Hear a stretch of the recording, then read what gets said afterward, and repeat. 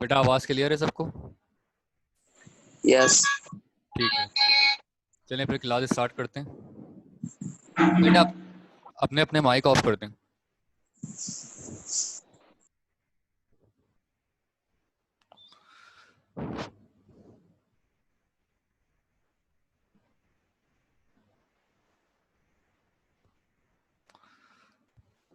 बिस्मिल्लाहिर्रहमानिर्रहीम। बेटा कल की क्लास में आप लोग पहले चले गए थे, मैं इसलिए शॉर्ट रिव्यू करवा रहा हूँ और उसके बाद फिर आज का जो लेक्चर है वो स्टार्ट करते हैं। कल हम लोग सेकंड इक्वेशन ऑफ मोशन पर थे।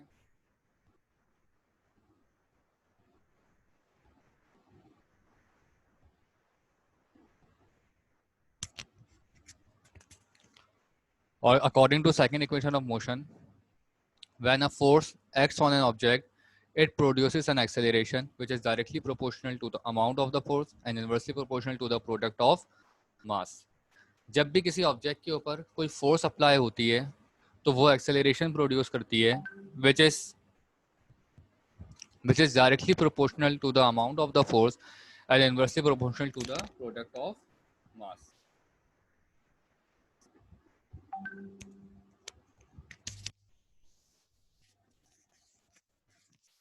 So अगर इसकी एक्सप्लेनेशन देखी जाए तो अकॉर्डिंग टू दिस एक्सप्लेनेशन यहाँ पर क्या है कि अगर हम एक्सेलरेशन डायरेक्टली प्रोपोर्शनल होगी फोर्स के। एक्सेलरेशन बेसिकली क्या है? The rate of change of velocity, यानी किसी भी ऑब्जेक्ट की वेलोसिटी किस तरीके से चेंज हो रही है। ठीक, अब जो एक्सेलरेशन है वो डायरेक्टली प्रोपोर्शनल होगी फोर्स के, यानी किसी भी ऑब्जेक्ट को आप जितनी ताकत से पुश करोगे या पुल करोगे, यानी जितनी ज़्यादा किसी भी ऑब्जेक्ट पर आप फोर्स लगाते हो उतनी ही ज़्यादा एक्सेलरेशन उस ऑब्जेक्ट में प्रोड्यूस होगी। ठीक है, जो कि पहला पॉइंट है। अगर आप कम एक्सेलरेशन लगाते हो तो इसकी स्पीड में भी कम चेंजेस आएंगी, तो इसका मतलब है कि कम एक्सेलरेशन प्रोड्यूस होगी अगर आप कम फोर्स लगाते हो। और अगर आप ज़्यादा फोर्स लगाते हो तो इसका मतलब है कि उसकी स्पीड में भी ज़्यादा चेंजेस आएंगी, तो इसका मतलब है कि एक्सेलरेशन भी ज़्यादा प्रोड्यूस होगी। और दूसरी चीज़ क्या, कि inversely proportional to the product of mass, कि उसके मास की इन्वर्सली प्रोपोर्शनल होगी। मास का इन्वर्सली प्रोपोर्शनल किसको कहते हैं? यानी कि जितना आप मास ऑब्जेक्ट का ज़्यादा होगा, ठीक है, वो उतना ही उसके अंदर एक्सेलरेशन कम होगी। सही है, जितना मास ज़्यादा होगा एक्सेलरेशन उतनी ही जो है वो कम होगी। ठीक है, यानी कि अगर आप लोग जो है किसी भी ऑब्जेक्ट में फोर्स ज़्यादा लगाते हो, ठीक है, लेकिन अगर उसका मास ज़्यादा है ऑब्जेक्ट का, फॉर एग्जांपल इसकी कल मैंने आपको एग्जांपल दी थी कि दो बॉल्स हैं, एक बॉल का वेट है 1 kg और दूसरी बॉल का वेट है 10 kg। अगर आप दोनों बॉल को एक साथ थ्रो करते हो तो 1 kg वाली बॉल ज़्यादा दूर तक जाएगी और ज़्यादा स्पीड से जाएगी। सही है, उसके अंदर एक्सेलरेशन ज़्यादा होगी। क्यों? क्योंकि उसका वेट लाइट है। जबकि अगर 10 kg वाली बॉल, वो ज़्यादा दूर तक भी नहीं जाएगी और उसकी एक्सेलरेशन भी कम होगी। क्यों? क्योंकि उसका वेट ज़्यादा है। ठीक है, तो यही लॉ जो है वो आपका सेकंड लॉ ऑफ मोशन कहलाता है। और इसमें आप लोगों के पास एक फार्मूला आता है एग्जाम में ड्राइव करने के लिए, कि ड्राइव द फार्मूला। बेसिकली सवाल इस तरह बनता है कि state and explain second equation of motion, ठीक है, and derive the formula F is equal to ma। ये formula F is equal to ma। अब डेरिवेशन अगर हम इसकी देखें, according to the Newton second law of motion, when a force acts on an object it produces an acceleration which is directly proportional to the amount of the force. यानी कि acceleration जो है directly proportional होगी force के, which is equation number 1। ठीक है, और inversely proportional होगी प्रोडक्ट ऑफ मास के, जो कि इसका दूसरा हिस्सा है लॉ का।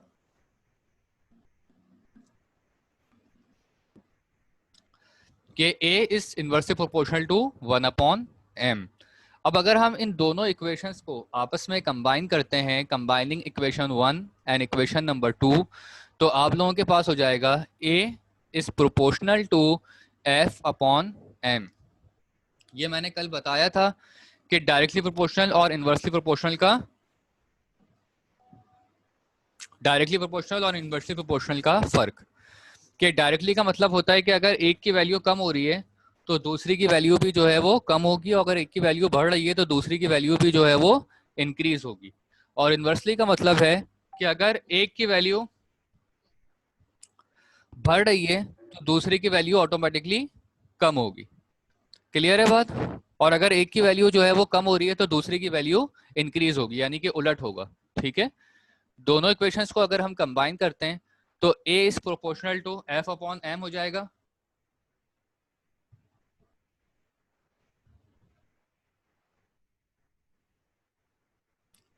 ए is proportional to F upon M हो जाएगा और A is equal to K F upon M. अब यहाँ पर प्रोपोर्शनैलिटी का जब भी साइन हटता है तो उसकी जगह इज इक्वल टू आता है और एक कांस्टेंट टर्म आती है, और उस कांस्टेंट टर्म को हम कहते हैं के।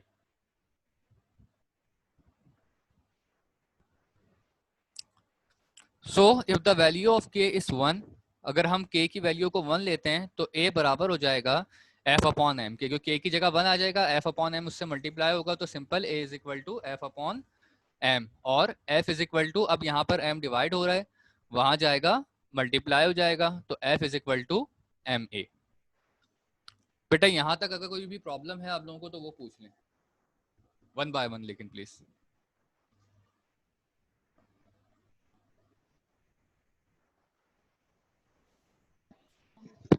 सर एक बार फिर थोड़ा सा छोटा करके समझा दें। बेटा दोबारा से सारा समझाना है? सारा नहीं, सिर्फ शॉर्ट क्लिप दे दें। बेटा यहाँ पर a is directly proportional to f है, अकॉर्डिंग टू लॉ दो हिस्से थे लॉ के। पहला कि acceleration is directly proportional to force, और दूसरा acceleration is inversely proportional to mass. तो a is proportional to f and a is proportional to 1 upon m। दोनों इक्वेशंस को कंबाइन किया तो आ जाएगा a is proportional to f upon m। ठीक है, ये न्यूमिनेटर इससे मल्टीप्लाई हुआ 1 से तो f हो गया और डिवाइड बाय m हो गया। अब इसके बाद प्रोपोर्शनैलिटी का साइन हटेगा तो उसकी जगह आ जाएगा इज इक्वल टू और के।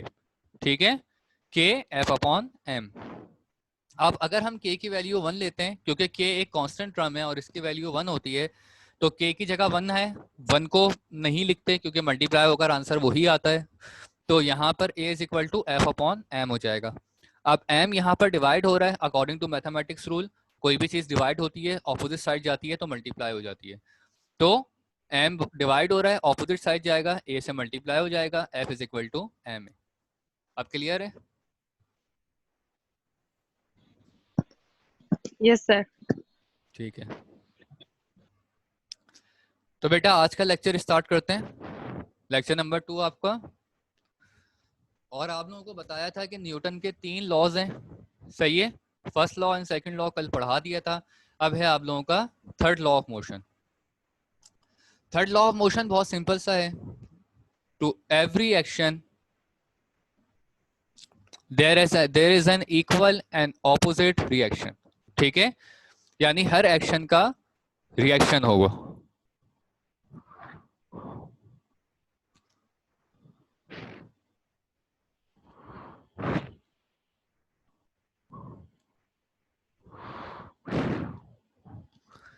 तो अकॉर्डिंग टू दिस लॉ हर एक्शन का कोई ना कोई रिएक्शन होगा।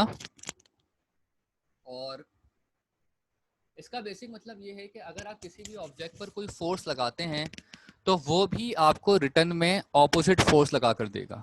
ठीक है, जिसको हम उसका रिएक्शन कहते हैं। आपकी आवाज सही नहीं आ रही। अब क्लियर है? जी अब। अगर हम किसी भी ऑब्जेक्ट पर कोई फोर्स लगाते हैं तो वो रिटर्न में आपके को ऑपोजिट फोर्स लगाएगा, जिसको हम कहते हैं रिएक्शन। ठीक है, अब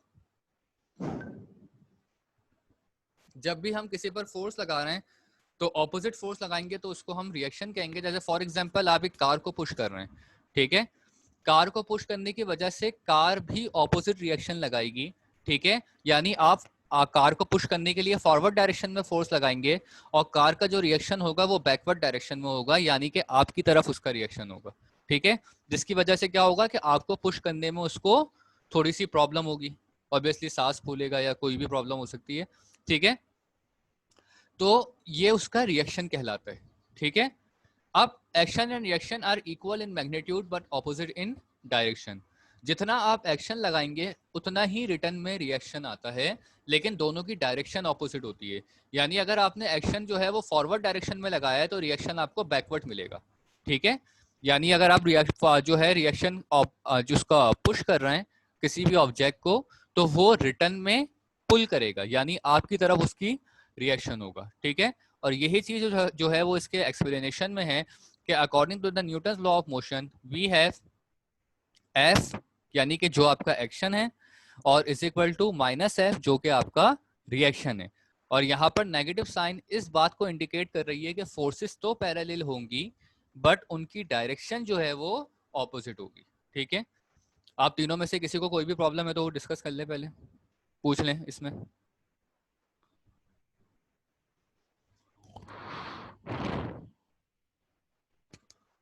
बेटा कोई प्रॉब्लम किसी को? सर बाकी समझ में आ रहा है लेकिन आपकी आवाज सही नहीं आ रही है। बेटा बॉयज आपको आवाज सही आ रही है? ये बॉयज कहाँ हैं सारे? यस सर, सही तो आ रही है। आ रही है, ठीक है। बेटा समीरा जरा अपना माइक वगैरह दोबारा से रिकनेक्ट करके देखें, हैंड फ्री, शायद उसमें प्रॉब्लम हो। सर मैं नहीं कह रही थी, आयशा कह रही थी और वो ऑफ हो गई। अच्छा, तो आयशा को तो कल भी नो प्रॉब्लम। सर मैं खुद कनेक्ट करती हूँ 2 minute.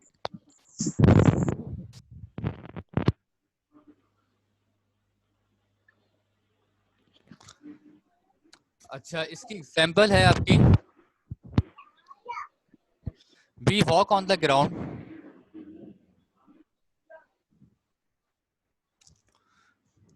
we walk on the ground, we push the ground backward. As the reaction, the ground pushes us forward. Due to this reason, we are able to move on the ground. देखें, जब भी हम walk करते हैं तो हमारे जो foot step होते हैं, अगर आप उसको कभी नोट करें तो होता क्या है कि हम अपना पहला रिएक्शन यानी अपना पाँव, राइट लेग या लेफ्ट लेग आगे की तरफ करके उसको पीछे की तरफ पुश करते हैं, सही है। यानी हमारा पाँव फॉरवर्ड डायरेक्शन में उठता है, लेकिन जो ग्राउंड है वो हमें बैकवर्ड डायरेक्शन में पुश करता है। यही वजह है कि हम ग्राउंड पर वॉक करने के काबिल होते हैं, ठीक है। क्योंकि अगर दोनों की डायरेक्शन एक ही होती तो हम लोग जो है वो पहला स्टेप लेने के बाद दूसरा स्टेप ले ही नहीं सकते थे, ठीक है। जब भी चल रहे हैं हम, या रनिंग कर रहे हैं, या ट्रेडमिल पे जो है रनिंग कर रहे हैं, दो सारे केसेस में क्या होता है कि हमारा पहला स्टेप आगे की तरफ होगा, फिर हम आगे करने के बाद जैसे ही उसको जमीन पर रखते हैं तो ग्राउंड का रिएक्शन बैकवर्ड डायरेक्शन में होता है। यानी हमारा जो अगला स्टेप लेने के लिए हमें अपने पहले वाले स्टेप को बैकवर्ड डायरेक्शन में थोड़ा सा पुश करना जो है वो मूव करना होता है, तब आप अगला स्टेप लेते हैं, ठीक है। तो वो चीज जो है वो आपका रिएक्शन है, ठीक है। ये तो पहली एग्जांपल हो गई। If a book is placed on the table, it exerts some force on the table which is equal to the weight of the book. The table as the reaction pushes the book upward. This is the reason that the book is stationary on the table and it does not fall down. ठीक है। अब इसी तरह यहाँ पर एक book अगर table पे रखी हुई है, सही, तो बुक का रखे जाना टेबल के ऊपर वो उसका एक्शन है, सही है। और टेबल उसको ऑपोजिट डायरेक्शन में रिएक्शन देगी, जिसकी वजह से बुक जो है वो टेबल के ऊपर रखी रहेगी, ठीक है। अगर हम बीच में से टेबल हटा दें तो क्या होगा, बुक फौरन नीचे गिर जाएगी, क्योंकि रिएक्शन जो होगा वो आपका 0 हो जाएगा। एक्शन तो होगा बुक का, ठीक है, बुक का तो अपना एक्शन कंटिन्यू रहेगा क्योंकि वो टेबल पर है, लेकिन अगर टेबल को बीच में से हटा दिया जाए तो बुक जो है वो फर्श पे गिर जाएगी क्योंकि टेबल का रिएक्शन खत्म हो जाएगा, ठीक है। तो किसी भी फोर्स को बैलेंस करने के लिए एक्शन और रिएक्शन दोनों का इक्वल होना बहुत जरूरी है। यहां तक बात क्लियर है सबको? बेटा स्टूडेंट्स क्लियर है यहां तक बात? Yes sir. नेक्स्ट स्लाइड पर आ जाते हैं, इनर्शिया। अच्छा, ये इनर्शियल कल मैंने बताया था law of inertia. Law of inertia किसको कहते हैं?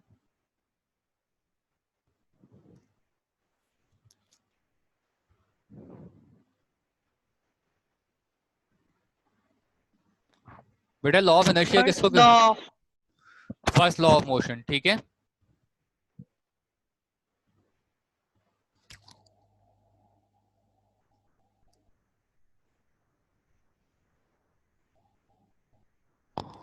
तो यहाँ पर ये वही इनर्शिया की डेफिनेशन है। Inertia is the tendency of a body to resist a change in its state. देखें, जब किसी भी ऑब्जेक्ट में आप चेंज प्रोड्यूस करने की कोशिश करते हैं, सही है, किसी भी ऑब्जेक्ट को चेंज करने की कोशिश करते हैं तो हर ऑब्जेक्ट अपने आप को चेंज करने में रेजिस्ट करता है। अब ये एक अलग बात है कि उसका रेजिस्टेंस ज़्यादा स्ट्रॉन्ग है या आपकी फोर्स ज़्यादा स्ट्रॉन्ग है, सही है।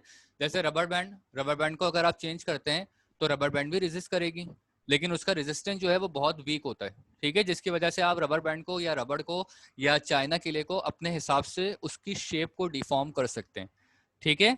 लेकिन अगर कोई सॉलिड चीज़ है, कोई भी सॉलिड चीज़ है, अगर आप उसकी शेप को डिफॉर्म करने की कोशिश करते हैं, कोई भी सॉलिड और हार्ड चीज़ है लाइक प्लास्टिक या मेटल, तो आप मेटल की रॉड को अगर हाथों से मोड़ना चाहें तो नहीं मोड़ सकते, ठीक है। क्यों? क्योंकि उसका रेजिस्टेंस बहुत ज्यादा होता है, ठीक है, जिसकी वजह से हम उसकी शेप को डिफॉर्म नहीं कर सकते।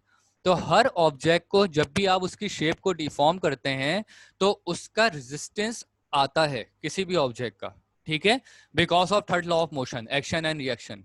तो उसका रेजिस्टेंस कह लो या उसका रिएक्शन कह लो, वो आपको रिसीव होगा, ठीक है।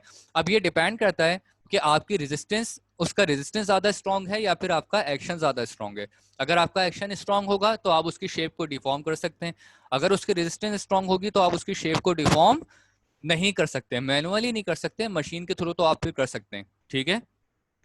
तो ये आपका इनर्शिया कहलाता है। अब यहां तक तो न्यूटन के जो लॉज हैं वो सारे खत्म हो गए।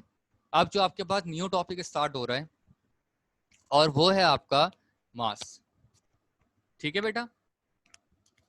मास है the quantity of matter contain in a body. अच्छा एक बात कि मास और वेट, क्या ये दोनों एक ही चीजें हैं या अलग अलग हैं? और अगर ये अलग अलग हैं तो इनके दरमियान में बेसिक डिफरेंस क्या है मास और वेट में? हाँ भाई students, class. Sir no idea. Girls को भी कोई आइडिया नहीं है? वैसे मैंने बेटा आप लोगों को केमिस्ट्री क्लास में भी ये चीज पढ़ाई थी। सर मास तो जगह लेता है और वेट वेट भी जगह ही लेता है। ठीक है, चले मैं बता रहा हूँ। देखें बेसिकली जो है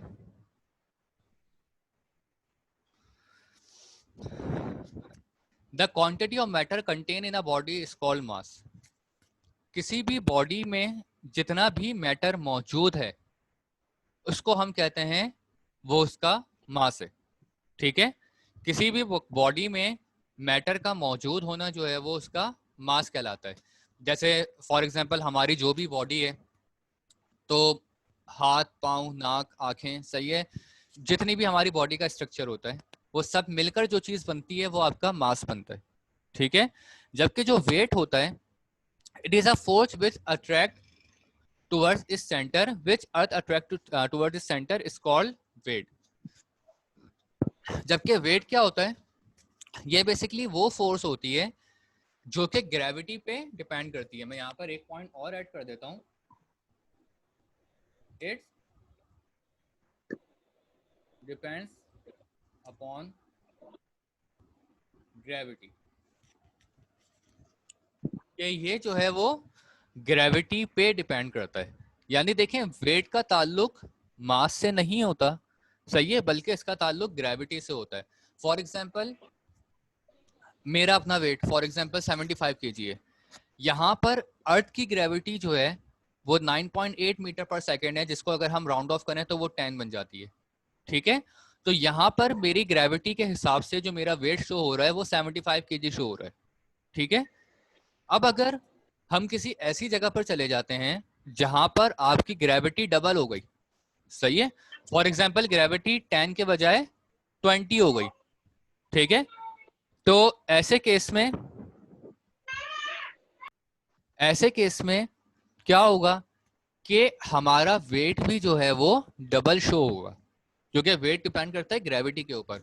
10 की ग्रेविटी के ऊपर हमारा वेट अगर 75 शो हो रहा है तो 20 की ग्रेविटी के ऊपर हमारा वेट जो है वो 150 शो होगा। यानी ग्रेविटी डबल हो रही है तो वेट भी जो है वो क्या हो जाएगा, डबल हो जाएगा। ये पॉइंट क्लियर है सबको? अच्छा, इसके बाद लेकिन मास जो होगा वो सेम रहेगा, ठीक है। जैसे फॉर एग्जांपल, इसकी सिंपल सी एग्जांपल कि जब हम स्पेस में जाते हैं तो स्पेस में ज्यादातर प्लैनेट्स के ऊपर ग्रेविटी जीरो होती है, और जहां जीरो नहीं भी होती वहां बहुत ही कम होती है। तो होता क्या है कि स्पेस के अंदर अगर हम जीरो ग्रेविटी की बात करें तो वहां पर हमें कोई वेट फील ही नहीं होता। हैवी से हैवी ऑब्जेक्ट भी जो है वो इजीली फ्लोट कर रहा होता है, सही है, बिल्कुल लाइट वेटेड होता है, उसका उसको अपना कोई वेट फील ही नहीं होगा। जैसे फॉर एग्जांपल कोई भी बंदा जिसका वेट 75 kg है, जब वो स्पेस में जाता है तो उसका वेट जो होगा वो उसको जीरो शो होगा, क्योंकि वहां पर ग्रेविटी क्या है, जीरो है। क्लियर है बात? तो जब ग्रेविटी जीरो होगी तो उसका अपना वेट जो होगा वो जीरो हो जाएगा, but quantity of matter remain same, ठीक। यानी कि उसके मास पे कोई फर्क नहीं पड़ेगा, अगर वो जमीन पर हो चाहे वो स्पेस में हो, उसके हाथ दो ही रहेंगे, उसके कान दो ही होंगे, उसकी लेग्स दो ही होंगी, यानी जो उसका बॉडी स्ट्रक्चर है, बॉडी स्ट्रक्चर में किसी किस्म की कोई डिफॉर्मेशन नहीं होगी। तो बेसिकली ये चीज कहलाती है आपका मास, ठीक है, जिसमें किसी भी किस्म की चेंजेस नहीं होती, वो हर जगह पर कांस्टेंट रहता है, चाहे ग्रेविटी 0 हो चाहे ग्रेविटी 100 हो, ठीक है। बट वेट अपने आप को ग्रेविटी के हिसाब से चेंज करता रहता है। मास की कोई डायरेक्शन नहीं होती, जबकि वेट की डायरेक्शन जो होती है वो सेंटर ऑफ दी अर्थ की तरफ होती है, यानी अर्थ की ग्रेविटी पर वो टोटली डिपेंड करता है। यहां तक बात क्लियर है बेटा? क्लास कोई सवाल है तो जल्दी से पूछ लें।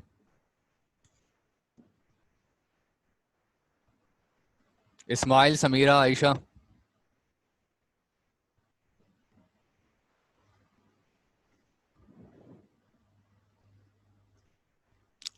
Hello class. नो सर, कोई कंफ्यूजन नहीं है। तो बेटा पहली बात तो ये बताएं कि आप लोग क्लास में हैं या क्या आगे पीछे कहीं जो है वो लगे हुए हैं? ये इतनी देर में रिप्लाई क्यों आ रहा है मुझे? इंतजार कर रहे, कोई बोलेगा सर, कोई बोलता ही नहीं है। बेटा आप किसी का इंतजार ना करें, जब कोई सवाल पूछा है तो आप खुद फौरन आंसर कर दें। और यही मैं समीरा और आयशा को भी बोल रहा हूँ, नेक्स्ट टाइम इस तरह हुआ क्लास से लीव कर दूंगा, क्योंकि मुझे पता होता है स्टूडेंट्स का क्लास माइक ऑफ वगैरह ऑफ करके लगे हुए अपना गेम खेलने में। अब इसके बाद हाँ, कहाँ पर थी आप आयशा?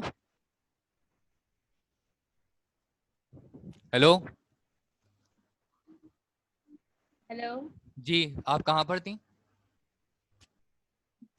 जी, मैं इधर ही थी, बट नेट का बार बार बहुत मसला और इसके क्लास बार बार डिस्कनेक्ट हो रही है सर। आवाज भी आपकी बार बार चली जाती है। अब ये आप लोगों का फॉर्मूला है, आपके एक्टिव रहिएगा क्लास में। F is equal to sir M A, net F is equal to M A, और अगर हम मास का फॉर्मूला निकालें तो m is equal to F upon A हो जाएगा, जबकि यूनिट ऑफ मास जो है वो MKS सिस्टम इन किलोग्राम होता है, ठीक है। मास का यूनिट जो है वो किलोग्राम होता है। और अगर हम वेट की बात करें तो it is a force with which earth attract towards its center is called weight. It depends upon gravity. तो according to this formula, weight का formula होता है W is equal to mg, और इसका जो यूनिट होता है वेट का वो होता है MKS सिस्टम में न्यूटन, ठीक है। तो वेट का यूनिट न्यूटन होगा और मास का यूनिट जो होगा वो किलोग्राम होगा।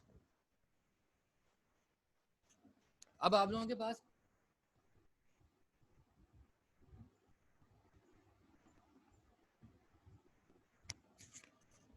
एग्जाम में जो सवाल बनता है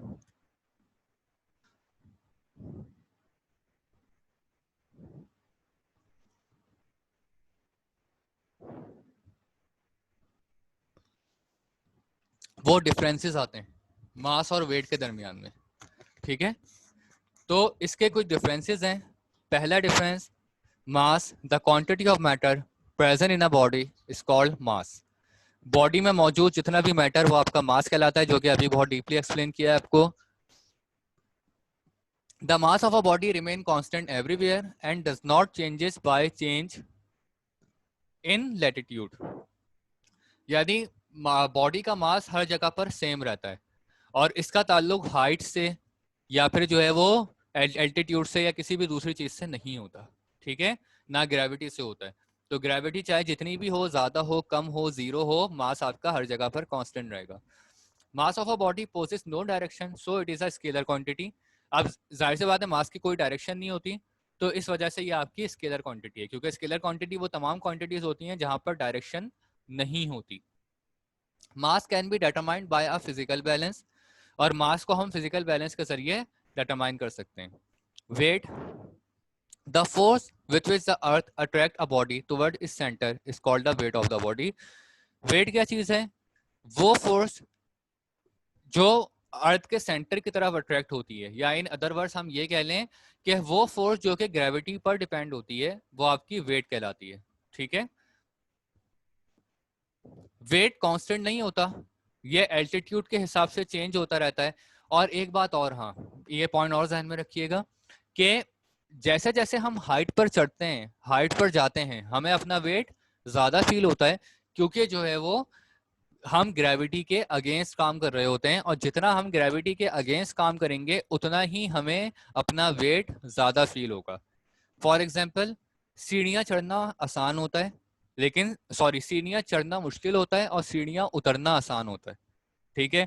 ये बात आप लोगों ने एक्सपीरियंस की होगी कि जब हम सीढ़ियाँ उतर रहे होते हैं तब हमारी यूजुअली सांस नहीं फूलती और इतनी थकन नहीं होती, बट हम जब सीढ़ियाँ चढ़ रहे होते हैं तो हमारी सांस ज्यादा फूलती है, फोर्स भी ज्यादा लगानी पड़ती है, सही है, हार्ट बीट भी ज्यादा तेज होगी। क्यों? क्योंकि जब हम सीढ़ियाँ चढ़ रहे होते हैं तो हमें ग्रेविटी के अगेंस्ट काम करना पड़ता है, और उतरने के लिए हमें ग्रेविटी के अगेंस्ट काम नहीं करना पड़ता, हम ग्रेविटी की फेवर में काम कर रहे होते हैं। तो क्योंकि वेट ग्रेविटी पर डिपेंड करता है, तो जितना आप ग्रेविटी के अगेंस्ट काम करोगे उतना ही आपके लिए मुश्किल होगा, उतना ही आपको अपना वेट ज्यादा फील होगा। अब वेट की डायरेक्शन क्योंकि सेंटर ऑफ द अर्थ की तरफ होती है, सो it is a vector quantity, और वेट को बैलेंस करने के लिए हम लोग स्प्रिंग बैलेंस का इस्तेमाल करते हैं। स्प्रिंग बैलेंस आप लोग देख लोगे जब आप लोगों के प्रैक्टिकल्स वगैरह होंगे, स्कूल्स खुलेंगे, तो उसमें हुक्स लॉ का जो प्रैक्टिकल है उसमें आपको स्प्रिंग बैलेंस मिल जाएगा। बेसिकली जो है ये, इसमें स्प्रिंग्स लगे हुए होते हैं और एक स्केल होता है जिसके जरिए से हम वेट मेजर कर रहे होते हैं। यहाँ तक अगर किसी भी स्टूडेंट को कोई सवाल है तो वो पूछ ले।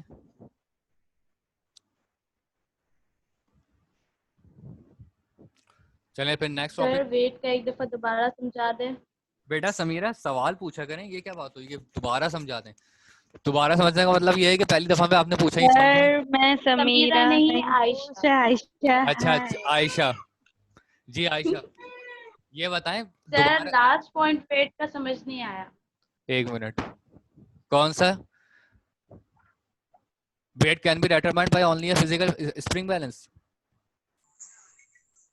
Yes sir. बेटा ये मैंने बताया था कि स्प्रिंग बैलेंस जो है ये वेट को मेजर करने के लिए एक अपरेटस होता है। जिस तरह मास को मेजर करने के लिए बहुत सारे ऑपरेटर्स होते हैं ना, फिजिकल बैलेंस हो गया, डिजिटल बैलेंस हो गया, वैसे ही जो है वो वेट को मेजर करने के लिए स्प्रिंग बैलेंस होता है, ठीक है। अब स्प्रिंग बैलेंस क्या होता है? ये बेसिकली आप लोगों ने देखा नहीं होगा अभी, तो इसको जब आप लोग स्कूल खोलेंगे, प्रैक्टिकल्स करेंगे, तो आपका हुक्स लॉ का एक प्रैक्टिकल है, तो उसमें आपको जो है वो नजर आ जाएगा स्प्रिंग बैलेंस, ठीक है। स्केल होता है और स्केल के साथ जो है कुछ स्प्रिंग्स अटैच होते हैं जिसके जरिए से हम किसी भी चीज का वेट मेजर कर रहे होते हैं, ठीक है।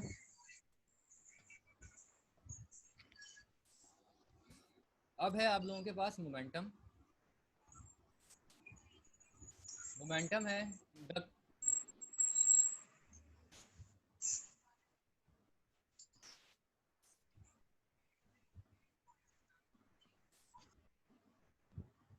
the quantity or quality of a motion is called momentum and it is denoted by P, ठीक है।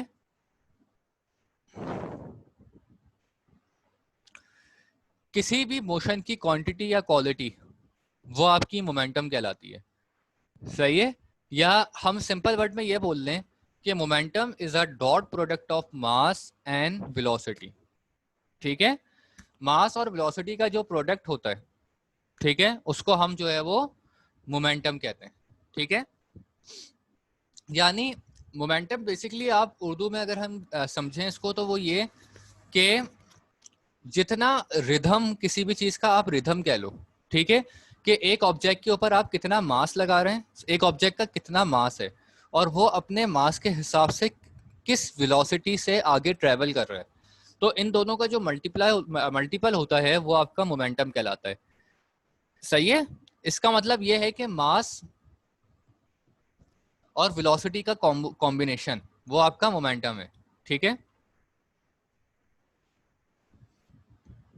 इसमें आप लोगों के पास एक लॉ आता है, law of conservation of momentum. ठीक है, ये छोटी सी डेरिवेशन कह लें इसको, और इसमें जो है वो आपको ये एग्जाम में आ रहा होता है, इंपॉर्टेंट सवाल है। The total momentum of an isolated system before and after collision of an object will always remain same.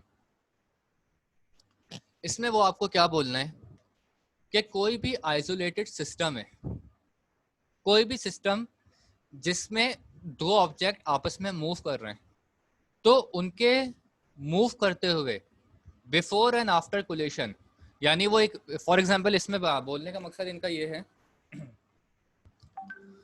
कि दो बॉल्स हैं, ठीक है, वो एक स्ट्रेट लाइन में ट्रेवल कर रही हैं, ठीक है, और वो ट्रेवल करती हैं दोनों बॉल्स स्ट्रेट लाइन में, कि एक पॉइंट आता है जहां पर वो जो है वो टकरा जाती हैं।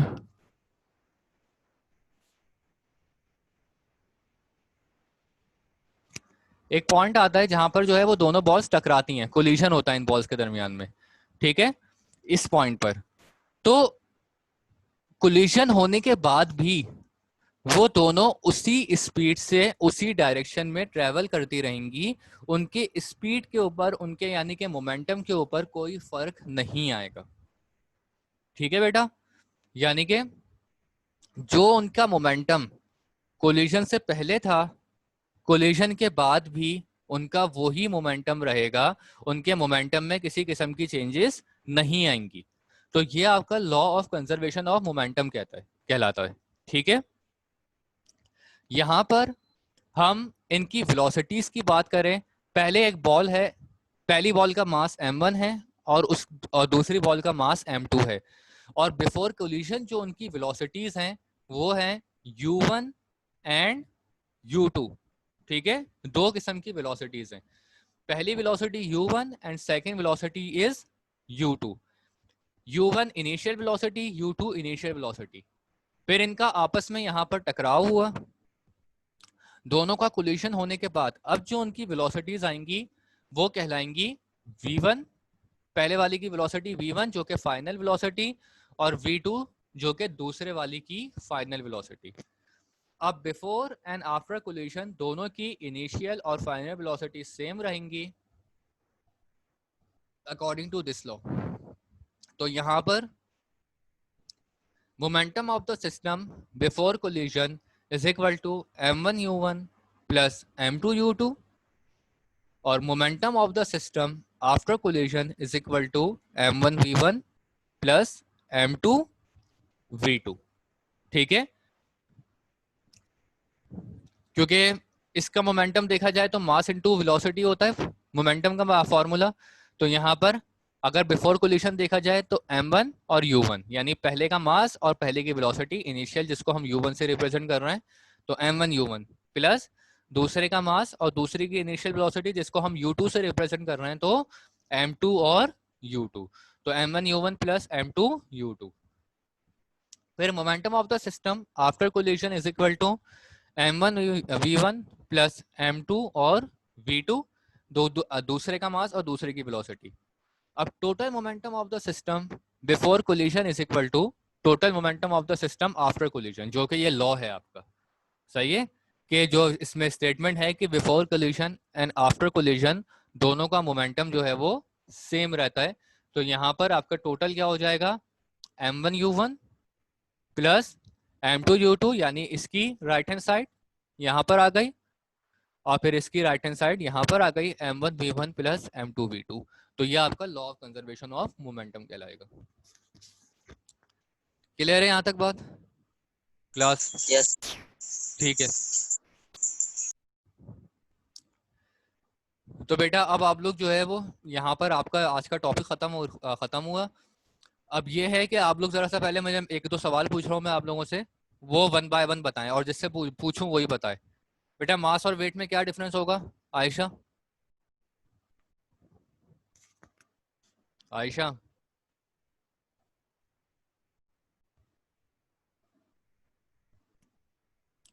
ओके समीरा।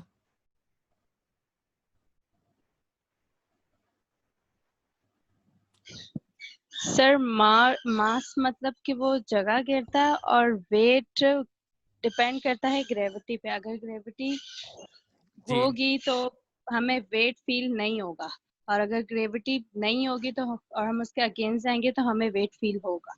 ठीक है ठीक है। इस्माइल, आप कोई और दो डिफरेंसेस बताएं मास और वेट के।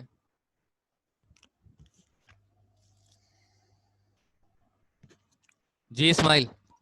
सर वेट जैसे मेरा वेट है 40 kg सर।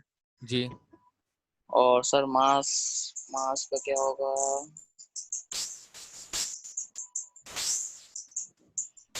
मास का क्या होगा यार? बेटा जो आपका 40 केजी है वो यस। मास और वेट दोनों है, लेकिन जो 40 केजी जो मास है वो आपका जो आपके क्वांटिटी ऑफ मैटर है, जबकि 40 केजी जो अगर हम वेट के सेंस में बात कर रहे हैं तो वो आपका ग्रेविटी पे डिपेंड करता है। ठीक है, जी। सही है। यानी यस। जो आपका क्वांटिटी ऑफ मैटर है 40 केजी का वो सब सेम रहेगा आपकी बॉडी में, लेकिन जो आपका वेट है वो डिपेंड कर रहा है अर्थ के हिसाब से। सही है, वो आपका 40 केजी है, लेकिन अगर आप स्पेस में चले जाते हैं तो वो अब वहां पर आपका 0 हो जाएगा। ठीक है,